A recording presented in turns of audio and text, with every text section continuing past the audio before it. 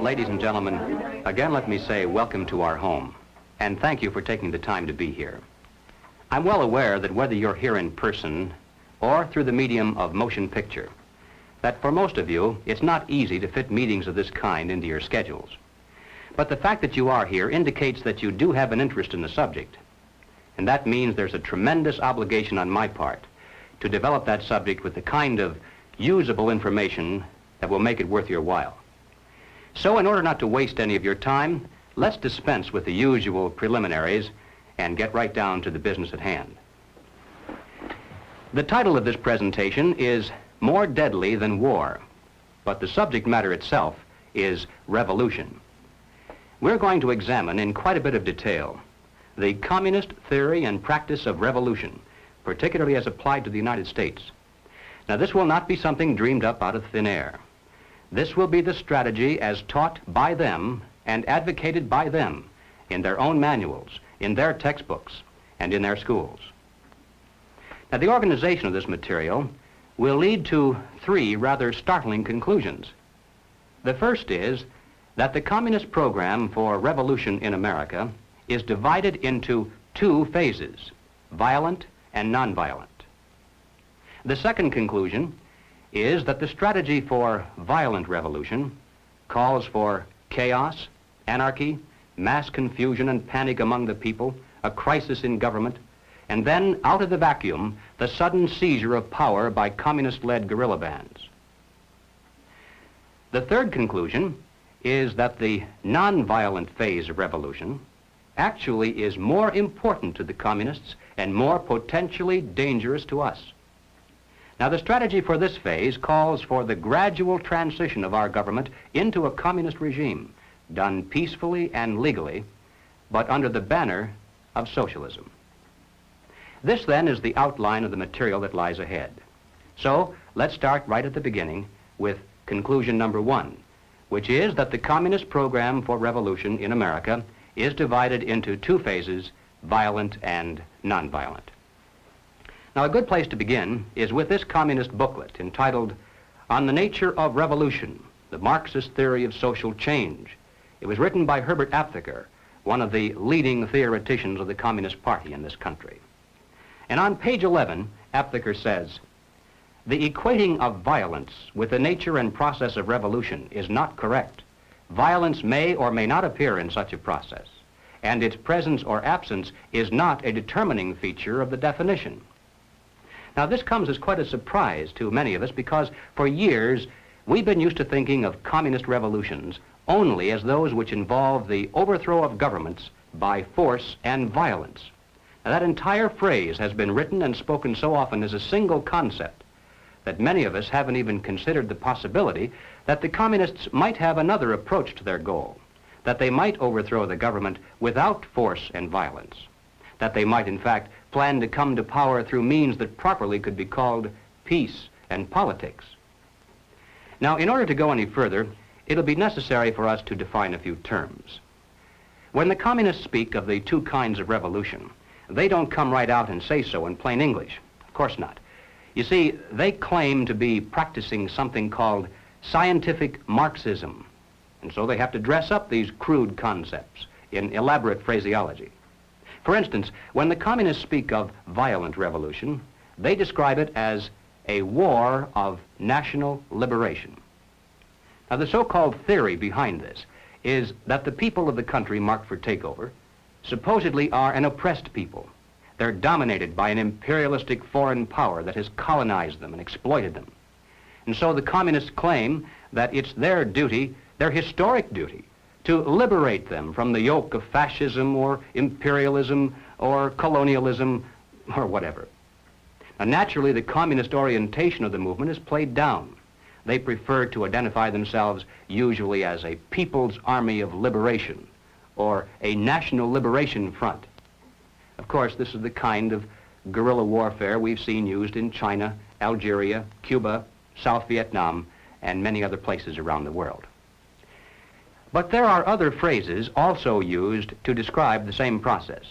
Occasionally, they'll refer to this violent type of revolution as an anti-imperialist war or an anti-colonialist war, but they all equal the same thing. Wars of national liberation, anti-imperialist wars, and anti-colonialist wars are all phrases used to describe that aspect of communist revolution aimed at overthrowing the government by means of force and violence.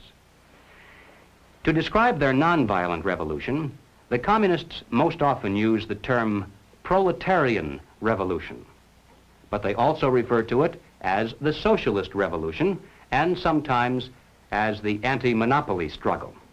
But here again, they all add up to the same thing. The proletarian revolution, the socialist revolution, and the anti-monopoly struggle are all merely different ways in which the communists describe their strategy for overthrowing the government through non-violent means. Well, all right, having defined some of the key phrases, we can return now to the communist literature and be able to understand what they mean when they use these words. Now, in 1960, the representatives from communist parties all over the world gathered in Moscow and issued a joint declaration which included this statement: "Our time, whose main content is the transition of capitalism to socialism, is a time of socialist revolutions and national liberation revolutions." In other words, simply stated, we're living in an era of two kinds of revolution, one violent and the other nonviolent. Now, here's a document published by the Communist Party in this country in 1968. It's entitled "The New Program of the Communist Party USA, a Second Draft." And on this subject, here's what it says.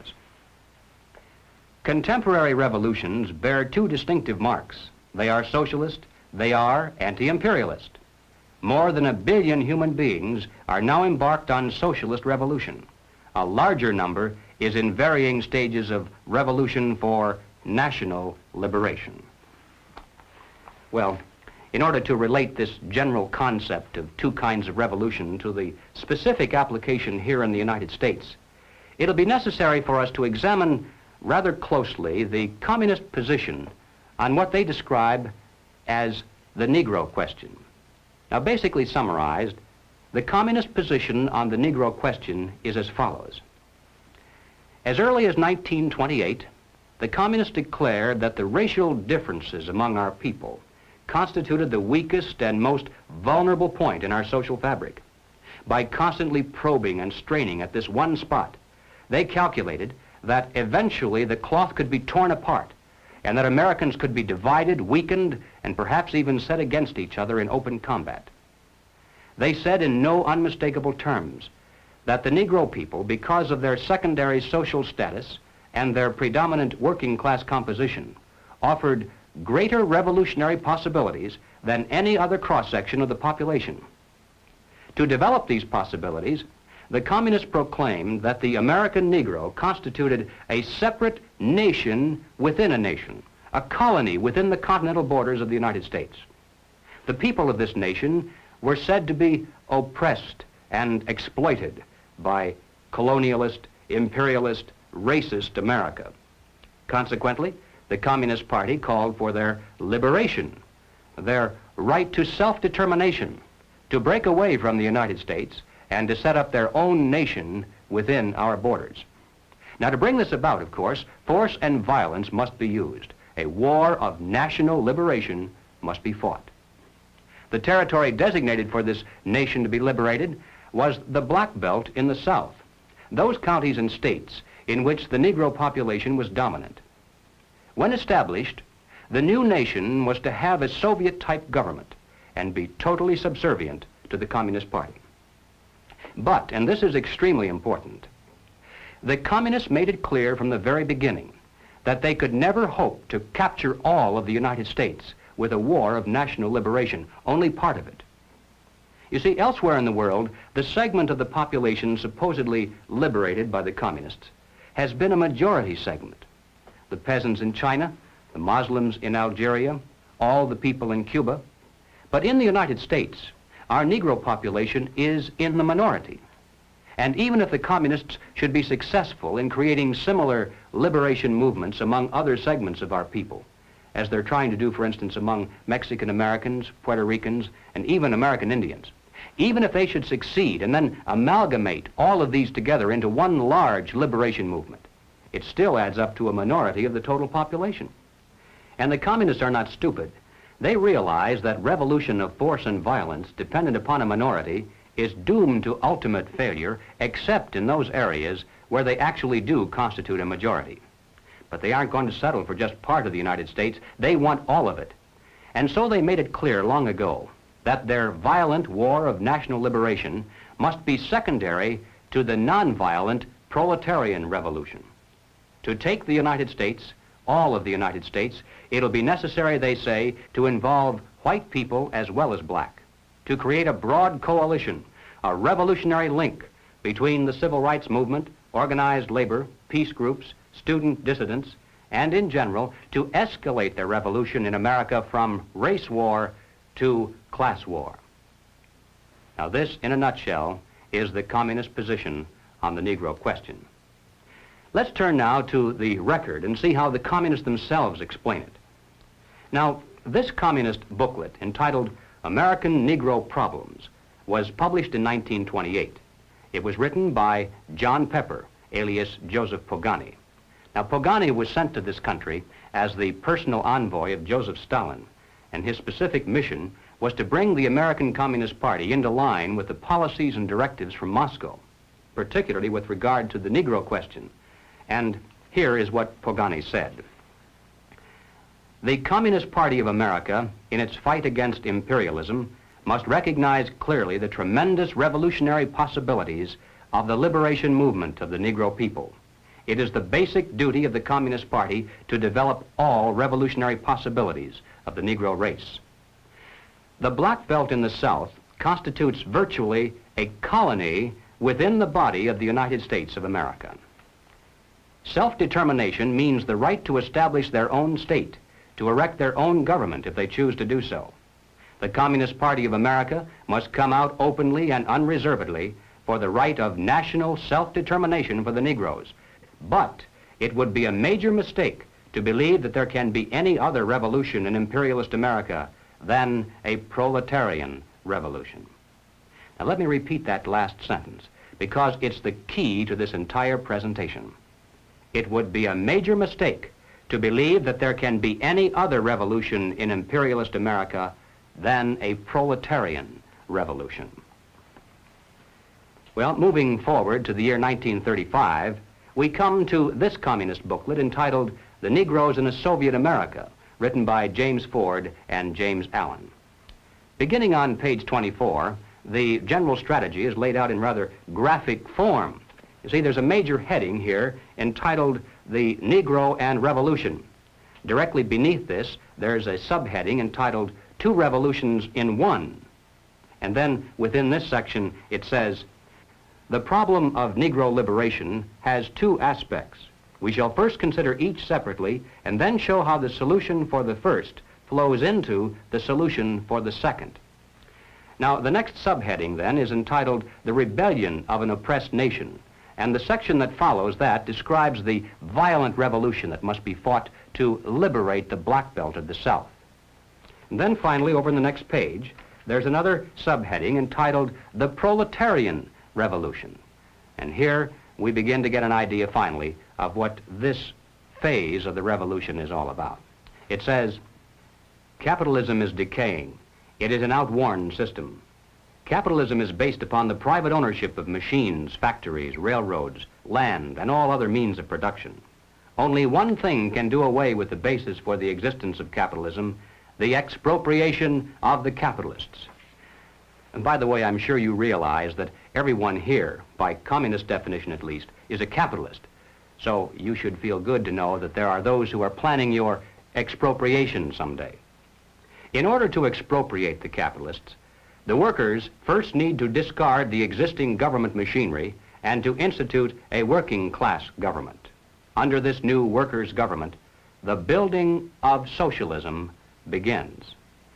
Now, exactly what that's all about, the building of socialism, we'll get to in a moment. But finally, on page 28, under the third subheading entitled The Combination of Two Revolutions, the communists reveal how the two phases of their revolution are related to each other and which of the two is most important to them. Between the proletarian revolution and the revolution of the Negro people, there is a living link. This is the working class. Here reposes the leadership of the two aspects of the revolution.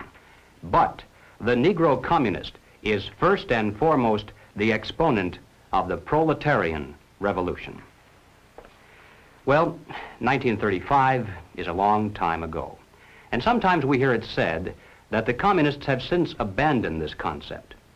But ladies and gentlemen, they cannot abandon it, for the simple reason that if they did so, they'd be abandoning the classic dual form of revolution dictated by Marxism-Leninism. They'd cease to be communists. To justify violence, they have to be able to claim that they're liberating people. And if people are to be liberated, then it's necessary to go through the motions, at least, of pretending that they have a right to form a nation of their own. And so the communist position on the Negro question today is no different than it was back in 1928. Now, Political Affairs is the official monthly magazine of the Communist Party in this country. The date on this particular issue is November 1968. The feature article for that month was The Right of Black America to Create a Nation, written by communist theoretician Claude Lightfoot. Now, Lightfoot points out that many years of migration of Negroes into the North and of Caucasians into the South have altered the population statistics to the point where the black belt is considerably smaller today than it was when the communist position on the Negro question was first drafted. Therefore, he says, the concept of a Negro nation must not necessarily be restricted to just one large territory in the South, but must be expanded now to include the so-called ghetto areas in the North. So having updated the basic strategy to reflect present realities, he then repeats the same old communist line. On page 9, he says, we should call for a plebiscite of all black Americans on whether they want to remain in the general Commonwealth or to establish another nation within the continental United States. Thus, the slogan of self-determination today means the struggle for the right of black America to form a nation if it elects to do so. Now, in passing, ladies and gentlemen, you may have wondered why the Communist Party has been a staunch supporter of the drive to place a black studies curriculum into our high schools and colleges. Well, the reason becomes obvious the minute you take a look at the textbooks and the study guides. The net effect of these courses on the students who enroll is to create a consciousness of nation. By stressing the historical and cultural differences between our black and white citizens instead of the similarities, the predictable impact upon the student is such that he'll view the communist call for a separate nation with far more acceptance than his parents did. Under the guise of academic balance, these courses have become a brilliant device for conditioning young people to accept still one more part of the total program for revolution. But returning once again to Claude Lightfoot, after having called for a separate nation, he then repeats the ever-important point that as important as the national liberation movement may be, it still must be secondary in importance to the nonviolent, peaceful transition to communism called the socialist revolution. He says, from this it follows that the advocates of a black nation must identify themselves with all that is required to set up a socialist America, recognizing that black people alone could never destroy capitalism. To digress again for just a moment, I'd like to point out that this concept of two kinds of revolution is really the basis for that much publicized split between Moscow and Peking. The Moscow group says there are two kinds of revolution, violent and nonviolent. We believe in using either or both, depending on which combination proves to be the most effective. But as true Marxist-Leninists, we believe that the gradual, nonviolent approach is more effective in today's modern world. To which the Peking group shouts in reply, heresy, heresy. True, there are two kinds of revolution, and we too are willing to practice either or both, but we are the true Marxist-Leninists, for we believe that the quick, violent approach is more effective in today's modern world. And there's the total difference between the two factions of world communism. Each claims to be more correct in its interpretation of classical communist strategy. But as far as the United States is concerned, you can be sure that it makes precious little difference. Both types of revolution are being used against us today. Both are enhanced by the presence of the other, and both lead to exactly the same destination. All right, let's move along now to the second conclusion. The strategy for violent revolution in America calls for chaos, anarchy, destruction, a crisis in government, mass confusion and panic among the people, and then out of the vacuum, the sudden seizure of power by communist-led guerrilla bands. Now, this is the kind of activity, the overthrow of government by force and violence, that most people think of when they speak about communist revolutions, so there's no need to belabor the point. But I'm going to take just a moment to show the extent to which the communists actually are planning to use this kind of revolution against the United States. Now, this is not so well known. Now, here is a book that I think ought to be in every home library. It's entitled Color, Communism, and Common Sense by Manning Johnson. Now, as you can see from his photograph, Manning Johnson was a Negro, and he was also a member of the Communist Party. He joined the party as a young man because he honestly believed that the communists were trying to improve the conditions of his people. He was a dedicated communist, and eventually he rose to one of the highest ranks. He was appointed to the National Negro Commission of the Communist Party, USA. But after many years, Manning Johnson finally came to the realization that the communists weren't the least bit interested in improving the conditions of the Negro people. He discovered that instead they were merely planning to use his people, and these are his words, to use them as cannon fodder in a bloody revolution to destroy America. And when he woke up to this, he dropped out of the party and devoted the rest of his life trying to alert his fellow citizens of all races to the true nature of the Communist Party as he knew it to be from the inside. And this book contains much of that story. I wish I had the time to examine the entire volume with you page by page, but here at least is one short quotation that pertains to the immediate topic. Manning Johnson said, "Black rebellion was what Moscow wanted. Bloody racial conflict would split America. During the confusion, demoralization and panic would set in. Then finally the Reds say," now at this point he quotes verbatim from a communist directive that he studied while inside the party. "Workers stop work. Many of them seize arms by attacking arsenals. Street fights become frequent. Under the leadership of the Communist Party, the workers organize revolutionary committees to be in command of the uprising. Armed workers seize the principal government offices, invade the residences of the president and his cabinet members, arrest them, declare the old regime abolished, establish their own power." Now, here is a piece of vicious communist propaganda that perhaps some of you have seen. It's called The Crusader. It's published periodically in Red China and is widely circulated through the Negro communities here in America. It's written by Robert F. Williams, one of the organizers of the Revolutionary Action Movement, better known as RAM. Williams also was the president of the local chapter of the NAACP in Monroe, North Carolina. At that time, needless to say, he wasn't telling very many people that he was also a member of the Communist Party. Now, one day back in 1961, he decided to start a small war of national liberation of his own. Apparently, he was too impatient to wait for the big signal. So finally, to avoid prosecution for assault with a deadly weapon and for kidnapping, he fled to Cuba and then to Red China, where he now writes communist propaganda. One other thing you should know about Robert Williams is that recently he was elected by members of SNCC, CORE, RAM, the NAACP, and similar groups as the president in exile of something called the Republic of New Africa.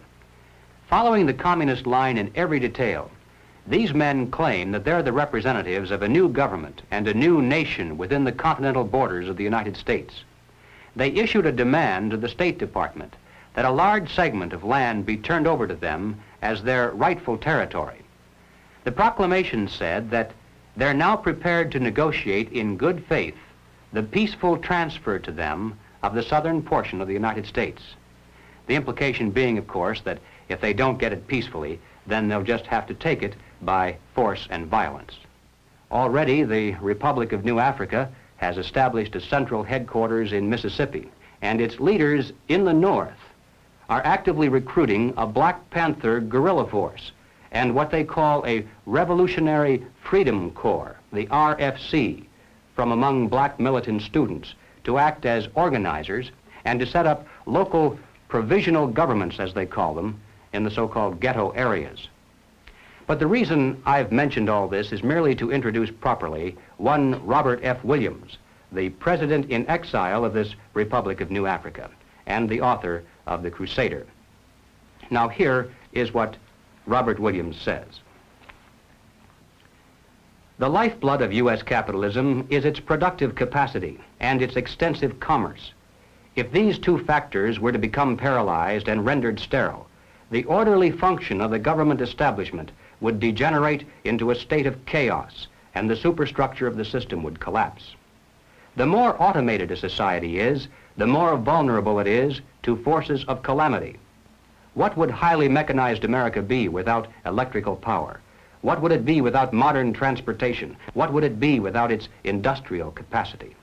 And then, having asked these questions, Robert Williams proceeds to explain in minute detail exactly how to manufacture the devices that can be used by a mere handful of people to ensure that highly automated America will lose its electrical power, its modern transportation, and its industrial capacity.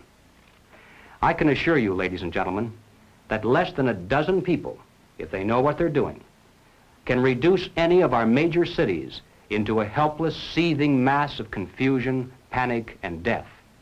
Just one person can poison the city's entire water supply, or destroy the main aqueduct, or blow up the principal pumping stations. And where would people in Los Angeles, for instance, get a drink of water if it didn't come out of a pipe? And how long can a human being survive without water? 4 or 5 days, perhaps? But long before that, there'd be tens of thousands of people dead in our cities, not from thirst, but because they were unable to defend what water they had from roving bands of desperate people who were dying of thirst. And that's thinking only of the loss of water. In your mind's eye, compound that with no food, no electricity, no way to dispose of sewage, no police protection, no water pressure to fight fires, no radio or TV, no telephone, no buses, no gasoline for your car, no way to escape, no place to go if you could. And don't think for a minute that the countryside would be immune from disaster either.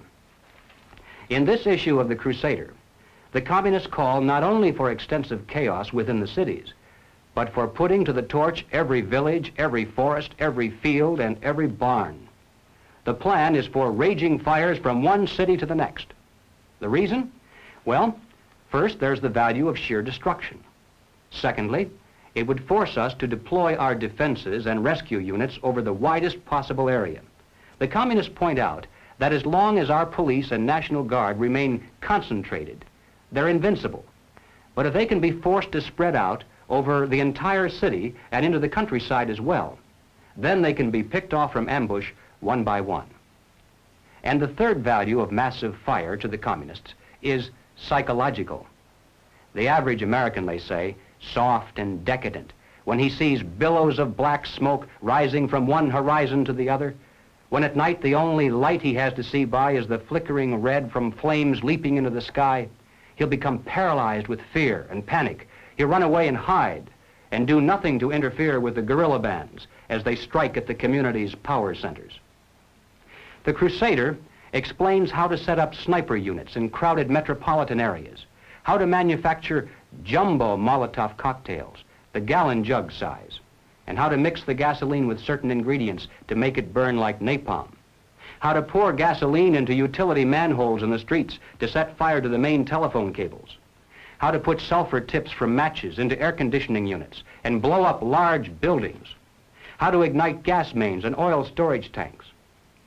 It explains how radio-controlled model airplanes can be used to fly explosive charges over heavily guarded fences into gasoline storage areas or munition stockpiles.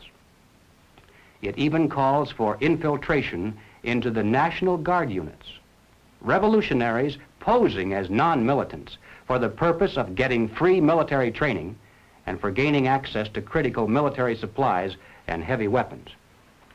And then, finally, Robert Williams says this: any all-out minority revolution must create a state of crisis wherein almost all of the male population would be forced to remain in their homes to protect their property and families. The middle class is very large, but it is not accustomed to deprivation and terror. Because of its affluence, it has waxed soft. It has no stomach for massive fire, blood, and violence. The motive force behind its life drive is its endless pursuit of prestige, conspicuous consumption, and sensual pleasure. A few years of violent, sporadic, and highly destructive uprisings will set the stage for the grand finale. After the stage is properly set through protracted struggle, America could be brought to her knees in 90 days of highly organized, fierce fighting, sabotage, and massive firestorm. Now, ladies and gentlemen, no evaluation would be complete if we failed to note that the communist blueprint calls also for white retaliation and violence in the black communities. It's a very important objective for the Communist Party. So far, they've only been able to involve a small percentage of our Negro people in this war of national liberation. The great majority want no part of it in any form. But the one sure way to change that is to have white vigilante groups striking into the Negro sections supposedly to seek revenge. We mustn't kid ourselves into thinking that the communists have placed their agitators only into the black communities. They're working both sides of the street. They want hatred, violence, and bloodshed between the races, and they don't care how they get it or whom they use, even children if necessary. Part of the plan calls for commando squads of black revolutionaries to drive into the white residential areas and shoot little children playing on the sidewalks for the sole purpose of drawing out of the white communities violent retaliation into the black communities. Now, this is extremely important to the communists. They must have it, for in this way they plan to unite the entire Negro population for protection behind the militant minority. It's not a very pretty picture, but it's one we need to understand so that no matter what happens to us or to our families, God willing, we'll have the strength at least to avoid doing anything that would play further into the hands of the communists. Ladies and gentlemen, the plans and preparations for a communist revolution of force and violence are far advanced. The organization behind these preparations has almost unlimited financial resources, and it provides both training and leadership based upon years of experience in many other countries. Our enemies are deadly serious about their task, and it's nothing short of national suicide for us to continue to ignore their plans and their progress. Well, all right, having said this, now I'm going to qualify it somewhat by turning to conclusion number 3. As important as the strategy for violent revolution is, and it certainly cannot be overstressed, nevertheless, the strategy for nonviolent revolution is even more important to the communists and more potentially fatal to us. So let's turn next to that part of the total picture.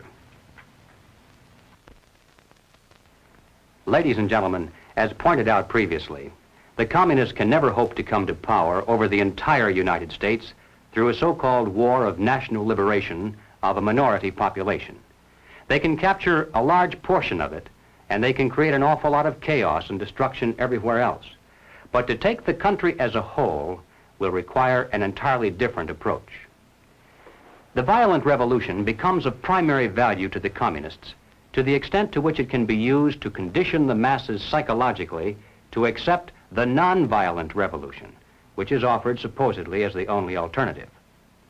Hoping to avoid further violence and bloodshed, the public is to be pressured into accepting measures that will move the country gradually and legally toward communism, but without calling it that. The strategy of the proletarian revolution calls for the quiet conversion of our government into a communist regime, but under the banner of socialism. Well, what is socialism? All right, let's define it.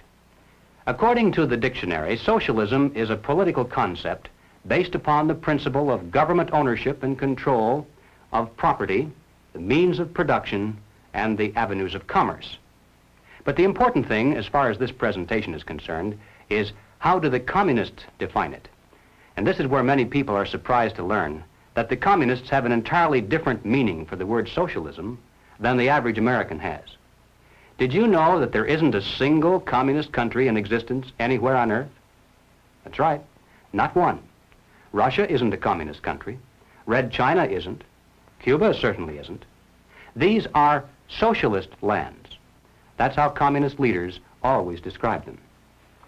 You see, according to the teachings of Karl Marx, communism will come to this world only in some future utopian era, when men will have learned to live together in perfect harmony, when they'll no longer be greedy or competitive, when they'll want to share equally with their fellow human beings and have nothing better than anyone else.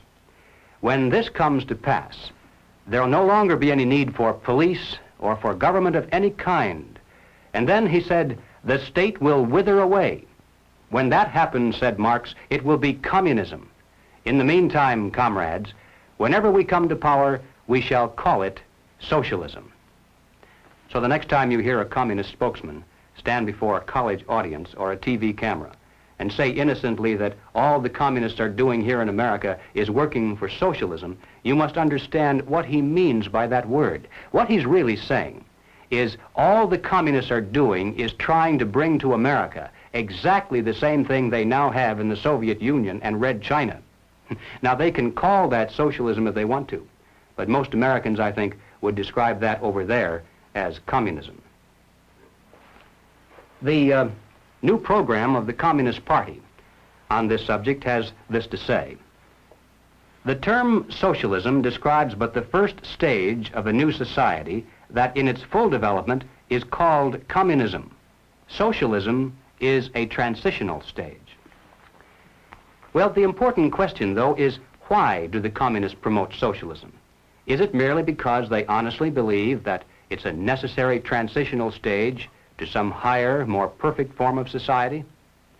I don't think so. I doubt very much if the communist leaders believe their own fairy tale. And I'm sure they're not so naive as to believe that their present super state is ever really going to wither away. But they promote socialism just the same because they know that socialism, by definition, means control over people. If the government owns and controls all property, all means of production, and all avenues of commerce, then it controls all people. If we're dependent upon the government for our food, our clothing, our shelter, our jobs, our medical care, then we're far more effectively controlled by those who hold political power than if they stood over us with soldiers and weapons. Some years ago, I happened to attend a meeting where several anti-communist refugees from behind the Iron Curtain were called upon to relate their personal experiences. Some of the questions that came from the audience were rather naive, I suppose, because finally, one of the refugees spoke up and he said, "You know, you Americans have funny ideas about life under communism. Apparently you think there's a communist soldier standing on every street corner with a rifle and bayonet to keep the people in line. But this isn't so." He said, "Oh, sure, in the beginning there were plenty of soldiers and executions and deportations to slave labor camps, but we don't see much of that anymore. The open violence lasted only for about a year or a year and a half, and then the anti-communist leadership was liquidated. And now, to the casual observers, there's a great deal of apparent calm and freedom." For instance, he said, "I lived in the largest city in the country. We had a large park there directly across the street from a beautiful church." He said they left one church open. one in the entire country, primarily for guided tours of visiting Americans who had come to see if religion was being persecuted. He said, theoretically, anytime I wanted to, I could have gone into that park, stood on a bench, and spoken out against communism. Then I could have walked across the street into that church and knelt down in prayer, and I wouldn't have been arrested or bothered in any way. But you can be sure I did not do these things, because if I had, the very next day, the wheels of the bureaucracy would have begun to turn, and I would have been informed that my quota of food stamps had been cut, that my allotment for clothing and shoes had been reduced, that my allocation for living quarters had been downgraded, and finally, that my job assignment had been changed from the kind of work for which I'd been trained to menial labor at lower pay. So none of us did any of those things that we were theoretically entitled to do because of the tremendous power that the Communist Party had over our economic existence. And then he said something that I'll never forget. He hesitated for a moment, and weighing his words very carefully so as not to hurt our feelings, he said, "You know, I came to America expecting to find a nation of free men. But instead, I find exactly the same thing. Everywhere I look, I see men and women who know that communists are making headway in this country. They know that something must be done and that someone must stand up to them. But they themselves do nothing. They remain silent because they're afraid that if they speak out or take a stand publicly, it'll be bad for business. They may lose a client. They may even lose their jobs. Or perhaps they're receiving a regular government check and already are too dependent upon some of the very people and programs they know they should oppose." And then he said, "These men voluntarily have gone behind the Iron Curtain. They're already taken over by the communists. The only difference is that for the present at least, they can still get out any time they really want to, and we could not." I think there's a great lesson to be learned from that because it's true, isn't it? There are many men who are physically brave beyond any question when it comes to standing up against a tyranny that threatens with armies. Some of them carry the actual scars of battle to prove it. But when it comes to this new kind of war, they're lost to the fight. When there is no battlefield, when the weapons are not rifles or bombs but economic pressures, then who is your enemy? How do you fight? Where do you begin? It's precisely for these reasons that any modern dictatorship must have control over the economic sphere of all human activity. This was true of Nazism, it was true of fascism, it's true of communism, and it's also true of socialism. Regardless of what name we give it, total government control is by definition totalitarianism. That's what the word means. Now, Leon Trotsky, as you recall, was one of the original Bolsheviks who led the communist revolution in Russia. In 1937, Trotsky wrote a book entitled The Revolution Betrayed. And in this book, here's what he said. "The basis of bureaucratic rule is the poverty of society in objects of consumption. When there is enough goods in a store, the purchasers can come whenever they want to. When there is little goods, the purchasers are compelled to stand in line. When the lines are very long, it's necessary to appoint a policeman to keep order. Such is the starting point of the power of the Soviet bureaucracy. It knows who is to get something and who has to wait." And ladies and gentlemen, there's no better description than that of why the communists work to promote socialism. No matter whose definition you use, under socialism, those who run the government, and the communists are confident that in America they eventually will be the ones who do so, those who run the government will know who is to get something and who has to wait, and that represents control over human beings. What has all this to do with the communist revolution in America? Well, ladies and gentlemen, It has everything to do with it because the building of socialism is the communist revolution in America. It represents the process whereby our country can be moved gradually toward communism without the people even being aware of it. No matter what grievance we may have, real or imagined, no matter what national problems we may face, the communists seize upon these as excuses to build socialism. They have one and only one solution for all problems: more government, and then more and more until it's total government. And forgive me for saying it one more time, total government is communism. Again, let's turn to the record. Shortly after the Watts riot in 1965, the Communist Party brought out this pamphlet entitled The Watts Upsurge, a Communist Appraisal. And here is what it said. The challenge of the Watts explosion can be met only by a truly massive program, a vast increase in the investments in the War Against Poverty program. What is called for is not only a total economic opportunity program for wiping out unemployment and for proper job training, but a program for the total reconstruction of the area.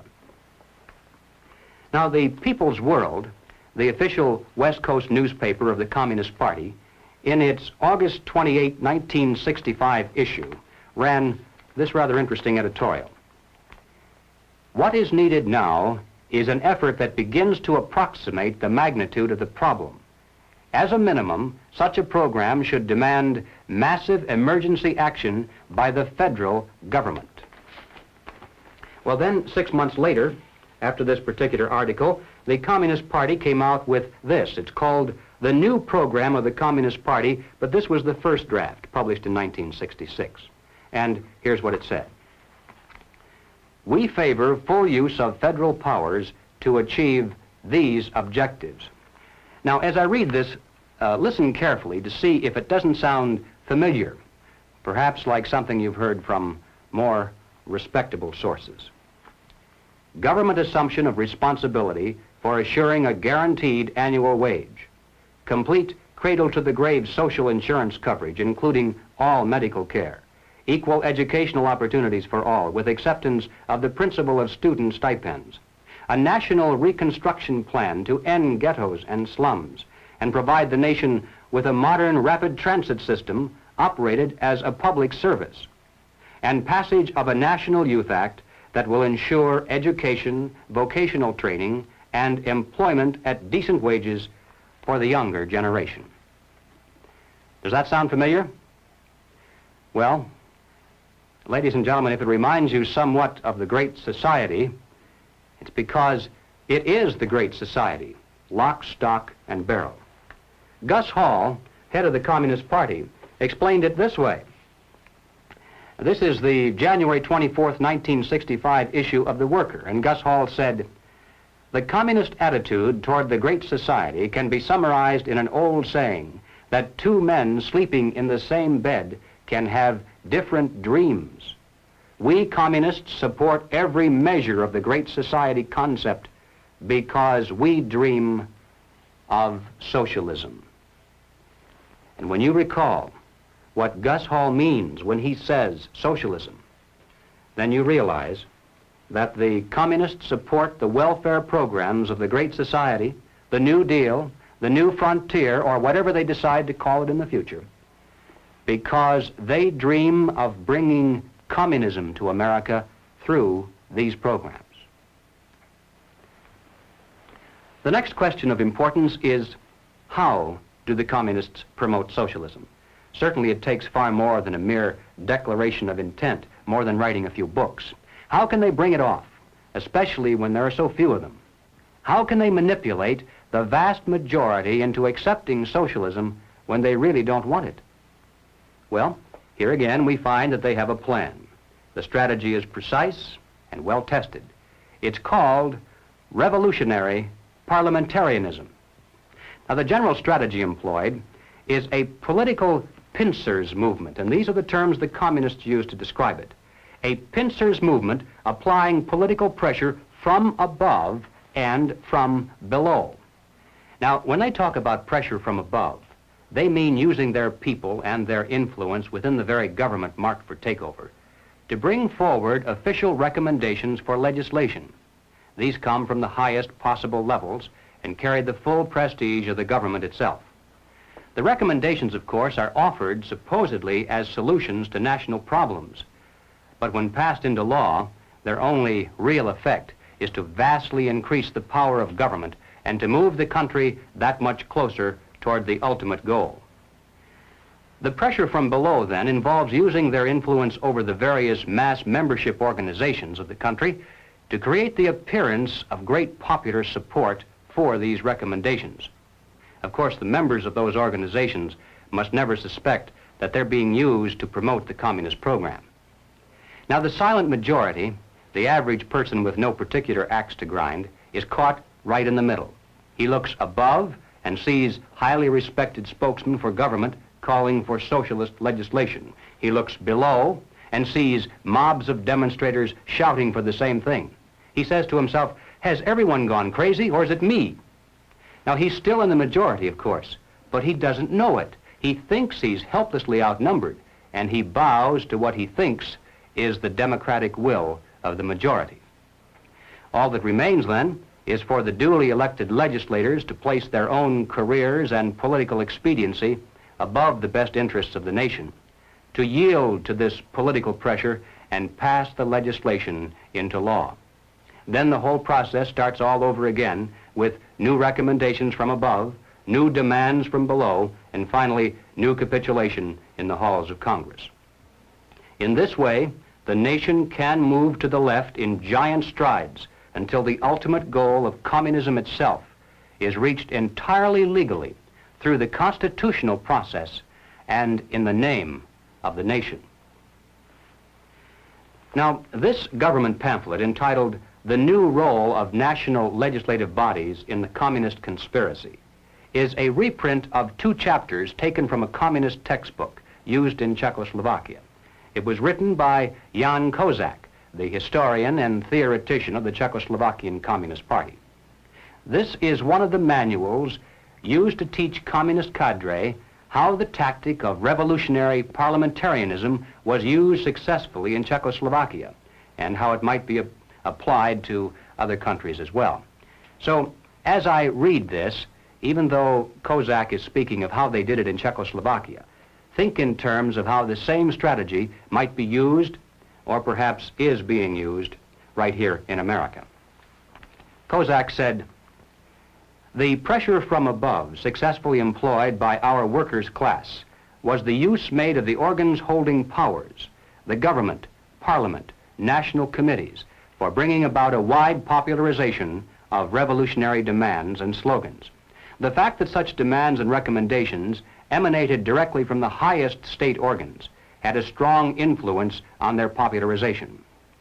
Whereas pressure from above is the pressure exerted by the organs of the state, pressure from below is the pressure exerted by the popular masses. The united mass organizations, which were led and influenced to a large extent by the communists, represented in this way the direct reserves of the party. All the old proven forms of the struggle were employed: calling of protest meetings, passing of resolutions, sending of delegations, organizing mass demonstrations, and also eventually using strikes, including general strikes. The pressure from below made it impossible for the other parties, which had numerical superiority, to isolate the communists and to stop the revolution. Thus, it made up for the numerical weakness of the revolutionary representatives. Progress toward socialism may take under these circumstances a democratic and constitutional course.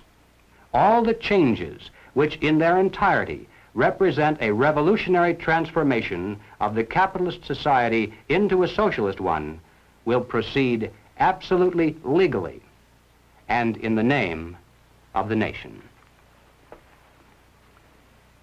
Is it possible, do you suppose, that revolutionary parliamentarianism is being used against America today?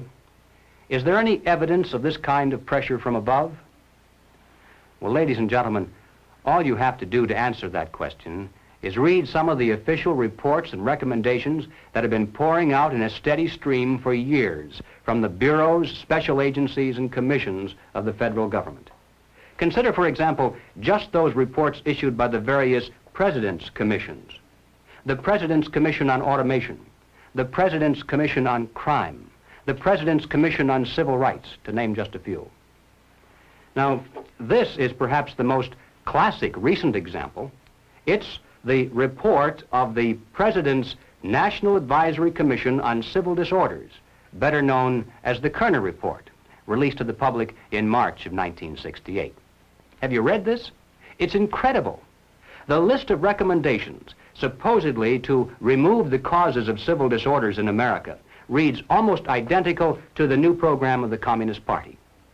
And that's not much of an exaggeration either. It calls for the vast expansion of all welfare programs and agencies. It suggests absorbing all city, county, and state welfare programs into one gigantic federal welfare program. And why have state socialism when you can have national socialism? It calls for a government-guaranteed minimum wage. It calls for federal financing and control of every conceivable sphere of human activity: education, housing, transportation, even insurance policies. It calls for strict gun control laws and even recommends the creation of a national police force. Well, naturally, it doesn't call it that by name. It refers to it as the National Law Enforcement Center. But there's no doubt as to what its ultimate form will be, especially since it's to operate in conjunction with the Defense Department. But the most incredible thing about this report, I think, is not the list of recommendations. That's almost expected from groups of this kind nowadays. The real shocker lies in its findings, the discoveries it made. Here was a body of men, highly respected, with the prestige and financial resources of the federal government at their disposal. Their task was to uncover all of the causes of civil disorders in our land, and to do so impartially with favor or malice to no one, let the chips fall where they may.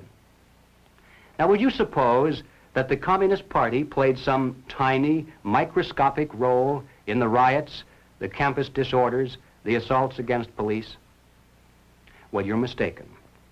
Just because the leaders of these revolutionary movements carry the Viet Cong flag, pay homage to Che Guevara, travel frequently to Moscow and Peking, preach against capitalism, promote the building of socialism, follow the communist line without deviation, and move in perfect unison in every major city, that doesn't prove anything. According to the Kerner Report, the communists are playing absolutely no role at all in our nation's civil disorders. Look it up in the index. Here's a book with over 600 pages of fine print dealing with all of the causes of civil turmoil.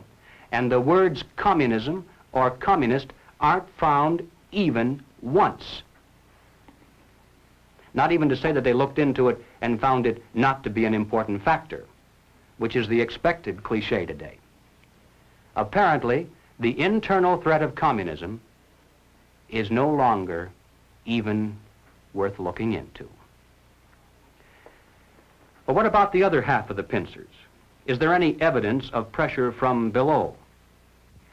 Well, consider the nature of such things as the mass action tactics of the Selma March of 1965, the various peace marches and civil rights marches held in almost every major city in the intervening years, the Poor People's Campaign and Resurrection City. What are these? Do they truly represent an expression of the majority of Americans, or are they merely well-organized pressure groups putting on an impressive show to create the illusion of vast popular support? And what effect does this have on Congress? Every time there's a new show of strength, doesn't Congress buckle under the political pressure and pass into law the recommendations previously made by some commission or agency of the federal government? And hasn't the silent majority been caught between these pincers? And hasn't the country been taking giant strides to the left through our constitutional process and in the name of the nation? The entire process was best described, I think, by Martin Luther King. He wrote an article for Saturday Review, which appeared in the April 3rd, 1965 issue. And here is how he described it. The goal of the demonstrations in Selma, as elsewhere, is to dramatize the existence of injustice and to bring about the presence of justice by means of non-violence. Long years of experience indicate to us that Negroes can achieve this goal when four things occur. One, nonviolent demonstrators go into the streets to exercise their constitutional rights. Two, racists resist by unleashing violence against them. Three, Americans of conscience, in the name of decency, demand federal intervention and legislation.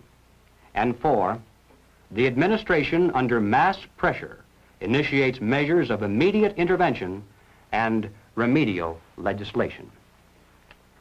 And that, ladies and gentlemen, is a perfect description of how pressure from below is being used in America today to further the nonviolent proletarian revolution.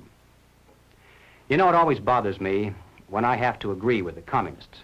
It doesn't happen very often, but every once in a while, I'll read something in the communist press that is 100% correct. It comes out in their favor even without their having to lie about it. And here's an example. In the People's World, the January 29, 1966 issue, the communists said, "The problem is that the power structure that runs both of the old political parties seems to have great difficulty in comprehending what is taking place in the Negro freedom movement. They don't know a revolution when they see one." And all I can say to that is amen. They sure don't. They call it everything under the sun except a revolution. And they're the same people, by and large, who still tell you it can't happen here. Ladies and gentlemen, not only can it happen here, not only is it happening here, but it has been happening here for years. The problem is that most of us haven't been able to recognize a revolution in all of its forms when we saw one. Well, all right, so what do we do about it? What are the countermeasures that need to be taken? And where do we begin? We begin by knowing what not to do, because if we do the wrong things, obviously that's worse than doing nothing at all. For example, as I'm sure everyone here is well aware, we must not be led into placing the blame for the riots, the civil disorders, on the Negro people of our nation. Even those few who are promoting hatred and violence in the black communities are not themselves the cause. They're merely being used by forces far bigger than they are to promote the violent phase of the revolution in America. Just as many white people are being used, I might add, by those same forces to promote the non-violent phase. Secondly, and this too almost goes without saying, we mustn't resort to violence either as a means of furthering political or social goals. And we must do everything humanly possible to discourage others from doing so.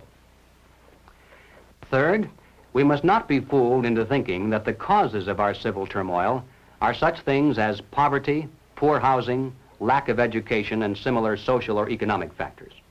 As a matter of fact, most of today's self-styled revolutionaries, black and white, come from good homes, could earn better than average incomes if they wanted to work. And in fact, they're products of some of the finest institutions of higher learning.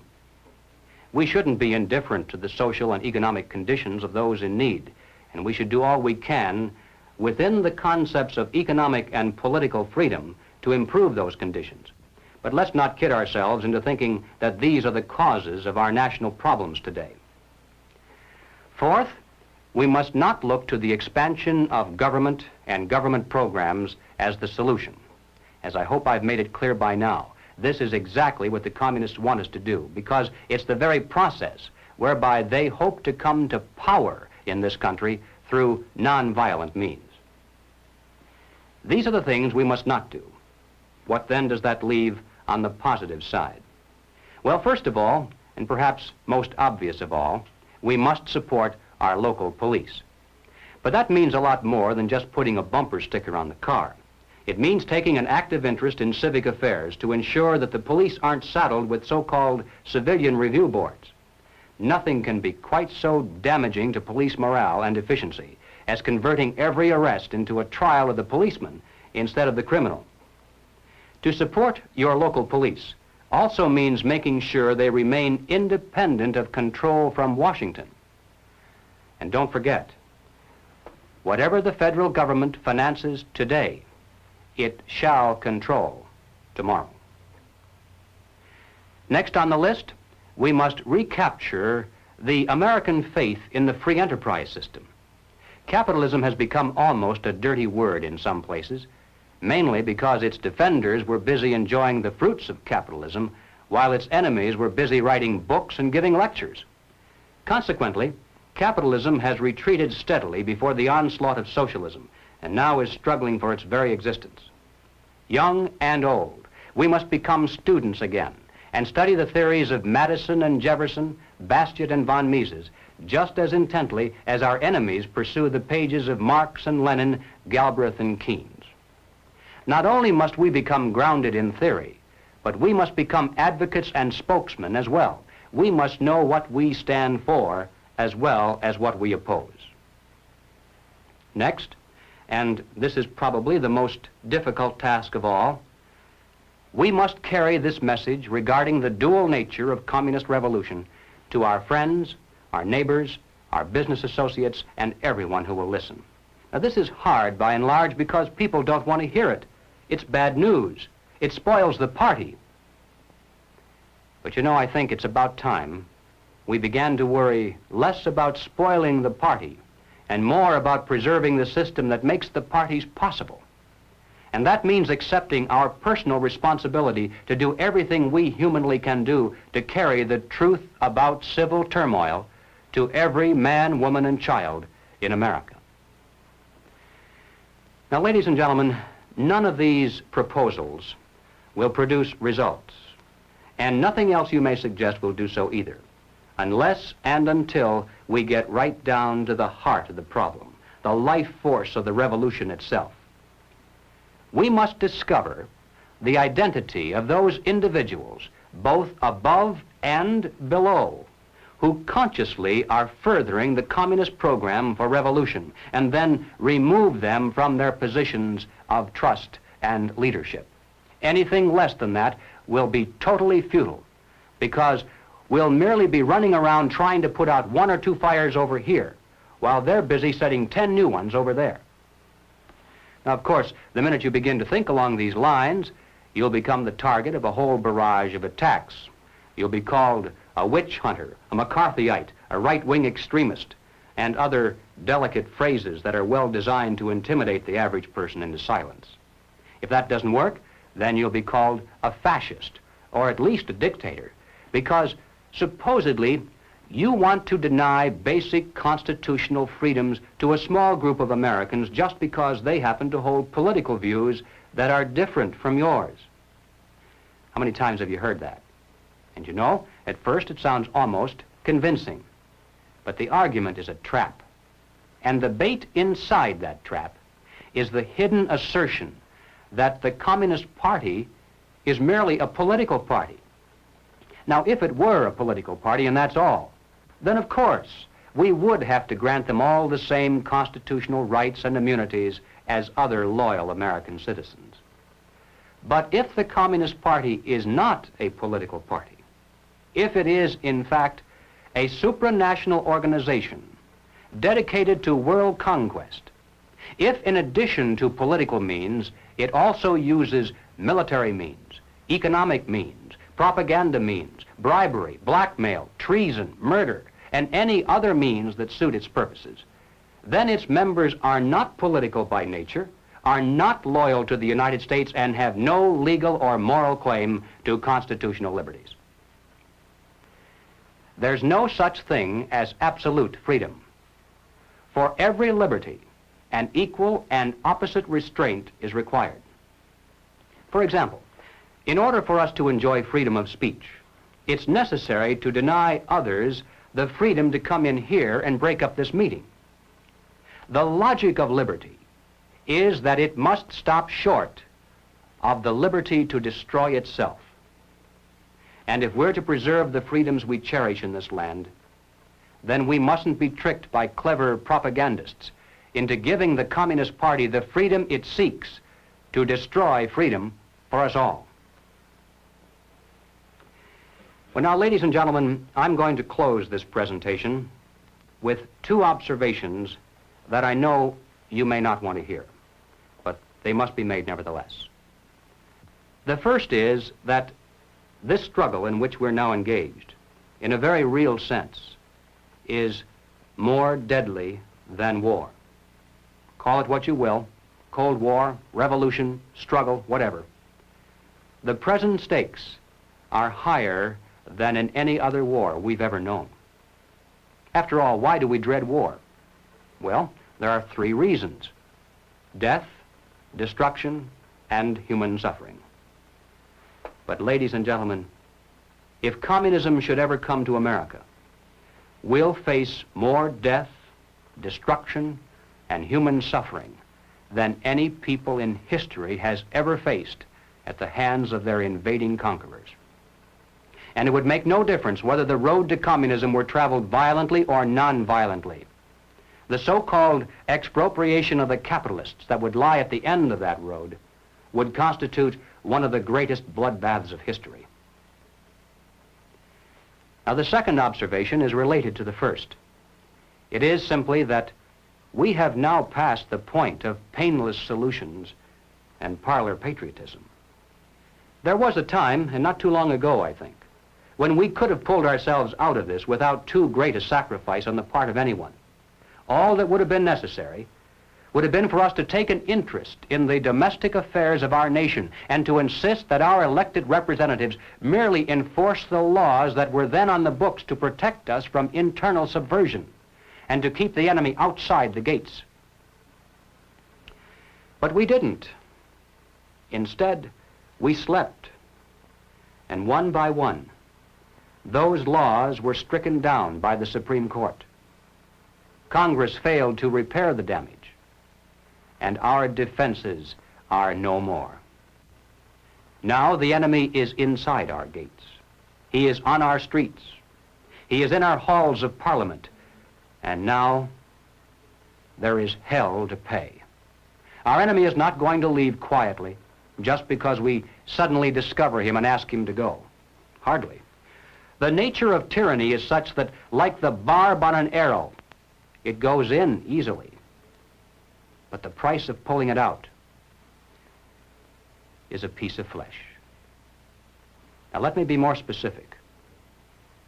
Before we finally win this battle, and I should hasten to say that there's no doubt in my mind that we're going to win. I'm increasingly convinced of this. But before we finally do see victory, it's now inevitable that some of us, even in this room, will lose our lives in the communist revolution that already is raging around us. I can't tell you who it's going to be, of course. But I can tell you that it'll make no practical difference whether we're resisting at the time or whether we're merely trying to hide. Most of the casualties will occur because people just happen to be in the wrong place at the wrong time. Now, I mention this not to suggest that we all grab our guns and groceries and head to the hills. In many ways, this too would be playing right into the hands of the communists. No, I mention it for only one reason, and that is to stress the seriousness of the challenge that now confronts this nation. It's literally a question of life and death for all of us. And it's about time the American people began to face up to that fact and to act accordingly. I have no idea of what each of you is going to do in the critical days that lie ahead. It may be much, it may be little, it may be nothing at all. I don't know. Only you can answer that question. But ladies and gentlemen, whatever it is you decide to do for your country, do it soon. Do it now. Every minute that you delay further will add dearly to the price of ultimate victory. Thank you.